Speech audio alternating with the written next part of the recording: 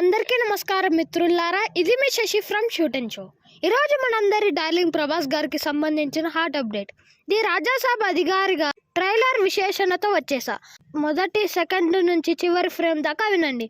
ఎందుకంటే ఇంతకాలం ప్రభాస్ గారి మీద పడిన సీరియస్ రోల్స్, గంభీరమైన పాత్రల మధ్య ఎటకేలకు మనకు మిస్ అయిన ఫుల్ ఫ్యామిలీ ఎంటర్టైన్మెంట్ మోడ్కి గేట్ తెరిచిపెట్టింది ఈ ట్రైలర్. మొత్తం నిడివి 3 నిమిషాలు 34 సెకండ్లు. మొదట భారీ సెట్లో వెలుగే ఊరి వాతావరణం, పండగ హంగులు, రంగురంగుల జెండాలు అవన్నీ చూసిన క్షణానికే ఇది సాధారణ సినిమా కాదు, ప్రొడక్షన్ విలువలు బరువెక్కాయి అనిపిస్తుంది. ఆ గ్రాండ్ సెట్టింగ్ మధ్యలో ఒక్కసారిగా మన ప్రభాస్ ఎంట్రీ, లుంగి పొడవాటి జుట్టుతో రెట్రో లుక్తో ఇలా రావడం చాలా కాలం తర్వాత.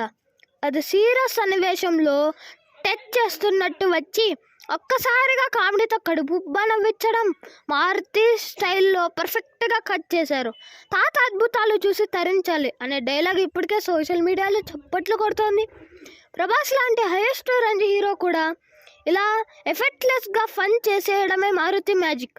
ఫ్యాన్స్కి అది డబుల్ కిక్.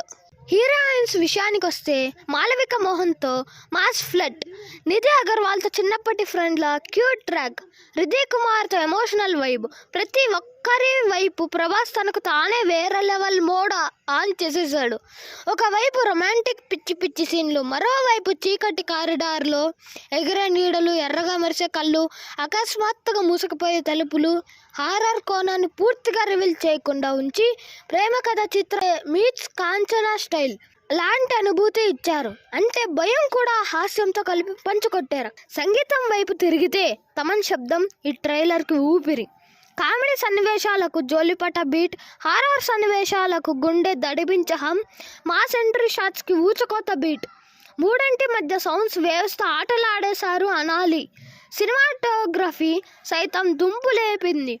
ఫ్యాలస్ బ్యాక్ డ్రాప్లు, వర్షంలో రాత్రి స్లోమో వ్యాక్స్, పొగమంచు మధ్య కత్తె చీల్చుకుంటూ నడిచే ప్రభాస్ షాడో, వీటిని చూడగానే థియేటర్లో ఫస్ట్ షోలో పక్కన కూర్చొని నిడిని కౌగిలించుకుంటామేమో అనిపించింది. కానీ ఇంత పొగడ్తల మధ్యలో ఒక చిన్న జాగ్రత్త గమనించాల్సిన విషయం ఉంది. కొన్ని అగ్ని ఎఫెక్ట్స్, ఫ్లయింగ్ ఆబ్జెక్ట్స్ షాట్స్లోని సిజీ కాస్త ఆర్టిఫిషియల్గా కనిపించాయి. హారర్ సినిమాలో నిజమైన అనుభూతి రావాలంటే ఆ విజువల్స్ కూడా రియలిస్టిక్గా ఉండాలి. మారుతి గారు ఉద్దేశపూర్వకంగా గోస్ట్ నేపథ్యం దాచిపెట్టారు. అంటే థియేటర్లో పెద్ద బూమ్ స్పాయిలర్ ఉండబోతుందని అర్థం. రాధేశ్యామ్, ఆదిపురుష్ లాంటి సీరియస్ ఫెయిల్ ఎక్స్పెరిమెంట్స్ తర్వాత ప్రభాస్ ఫ్యాన్స్కి కావాల్సిన ఏమిటంటే లైట్ హార్టెడ్ ఫన్, ఫ్యామిలీ సెట్టింగ్తో నవ్వులు పూయించే ఎంటర్టైన్మెంట్. ది రాజాసాబ్ ట్రైలర్ చూస్తుంటే మిస్టర్ పర్ఫెక్ట్ రోజుల ప్రభాస్ను మళ్ళీ చూడబోతున్నామని ఫీలింగ్. అది కూడా మారుతి స్టాంప్ కామెడీతో, తమన్ బీట్తో, ఫ్యామిలీ ప్యాకేజీతో. జనవరి 9న అధికారిగా రిలీజ్ డేట్గా ప్రకటించారు. అంటే సంక్రాంతి రేసులో ఇది ఖచ్చితంగా పటాస్ పేల్చే క్యాండిడేట్.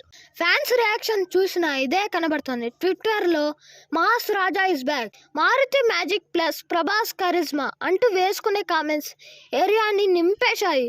కానీ కొందరు న్యూట్రల్స్ ఆడియన్స్ మాత్రం స్టోరీ క్లారిటీ లేదు, గోష్ఠి బ్యాక్ స్టోరీ చూపించలేదు అంటున్నారు.